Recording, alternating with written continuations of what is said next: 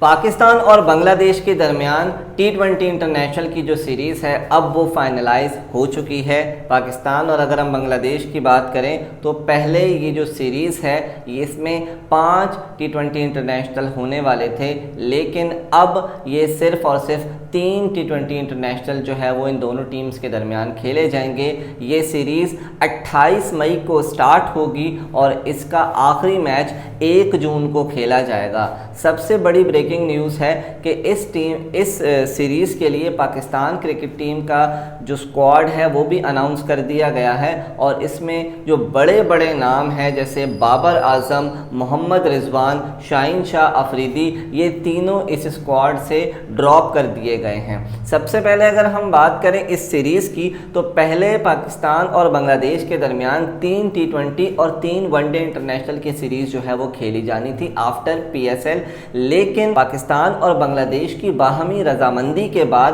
اس series کو 5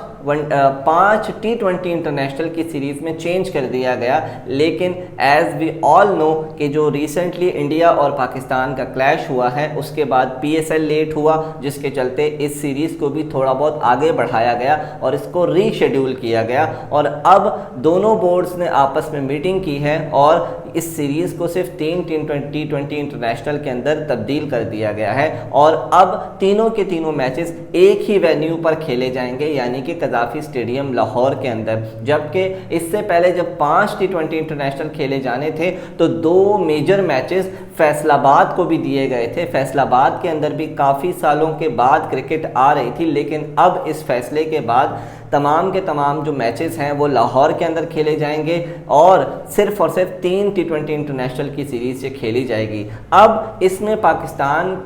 جو cricket board ہے اس کا سب سے بڑا بلنڈر یہ ہے کہ پاکستان کی نہ تو جون میں کوئی سیریز ہے، کوئی کرکٹ نہیں ہے، نہ جولائی میں پاکستان کی کوئی کرکٹ ہے، اور اگلی سیریز جو پاکستان نے کھیلنی ہے وہ جولائی کی آخری تاریخ کو ویسٹ انڈیز کے خلاف ان کی ٹیسٹ سیریز کا آغاز ہوگا، یعنی بیچ میں پورے کے پورے 2 مہینے کا گیپ آئے گا۔ ہماری کرکٹ بورڈ کے جو بڑے بڑے بلنڈرز ہیں ان کی جو نااہلی ہے وہ یہاں ہمیں نظر آتی ہے، جہاں دوسری ٹیمز بے تحاشا کرکٹ کھیلتی ہوئی نظر ہمیں آئیں گی۔ انڈیا انگلینڈ کے ساتھ کھیلے گی، اس کے علاوہ ورلڈ ٹیسٹ چیمپئن شپ کا فائنل چل رہا ہوگا، لیکن ہماری ٹیم گھروں کے اندر بیٹھتی ہوئی آرام کر رہی ہوگی۔ تو یہ سب سے بڑا ایشو ہے ہماری ٹیم کا کہ یہاں پر آ کر مس مینجمنٹ ہو جاتی ہے۔ خیر، اگر ہم پاکستان اور بنگلہ دیش کے درمیان اگر جو سیریز ہے اس کے سکواڈ کی بات کریں تو پاکستان نے جو سکواڈ اناؤنس کیا ہے اس میں سلمان علی آغا